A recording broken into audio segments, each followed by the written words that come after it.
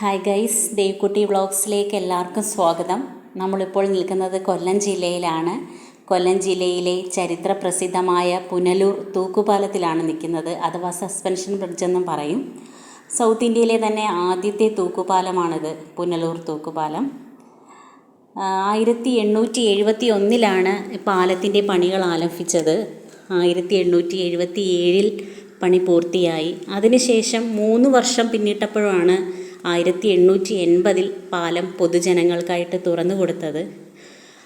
പാലം നിർമ്മിച്ചത് British എഞ്ചിനീയറായ Albert ഹെൻറിയാണ്. ഈ പാലത്തിൻ്റെ നീളം 400 അടിയോളമുണ്ട്.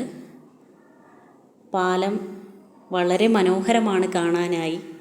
നിങ്ങൾ പലരും വന്നിട്ടുണ്ടാവും, പാലം സന്ദർശിച്ചിട്ടുണ്ടാവും. ഇപ്പോൾ ഈ പാലം പുരാവസ്തു വകുപ്പിൻ്റെ കീഴിലാണ്. കേരള പുരാവസ്തു വകുപ്പിൻ്റെ കീഴിലുള്ള ഒരു സംരക്ഷിത സ്മാരകമായിട്ടാണ് പോകുന്നത്. കൊല്ലം ജില്ലയിലെ തന്നെ പ്രധാന നദിയായ കല്ലടയാറിൻ്റെ കുറുകെയാണ് ഈ തൂക്കുപാലം നിർമ്മിച്ചിരിക്കുന്നത്. വളരെ മനോഹരമായ ഈ തൂക്കുപാലം സന്ദർശിക്കാൻ ധാരാളം ആളുകൾ എത്താറുണ്ട്. ഇരുമ്പ് ചങ്ങലകളിലായാണ് ഈ തൂക്കുപാലം കോർത്തിട്ടിരിക്കുന്നത്. അടിയിലായി തടിയാണ് പാകിയിരിക്കുന്നത്. കാണാൻ വളരെ മനോഹരമായ ഈ പാലം സന്ദർശിക്കാൻ സായാഹ്നങ്ങളിലാണ് ധാരാളം ആളുകൾ ഇവിടെ എത്താറുള്ളത്. ധാരാളം ആളുകൾ ഇവിടെ എത്തി ഫോട്ടോസും വീഡിയോസും ഒക്കെ എടുക്കുന്ന കണ്ടിട്ടുണ്ട്. കല്ലടയാറിന് കുറുകിലായി വരുന്ന ഈ പാലം വൈകുന്നേരങ്ങളിൽ, സായാഹ്നങ്ങളിൽ മുതൽ ധാരാളം ലൈറ്റുകളും വർണ്ണങ്ങളും ഒക്കെ നൽകി വളരെ മനോഹരമാക്കിയിട്ടുണ്ട്.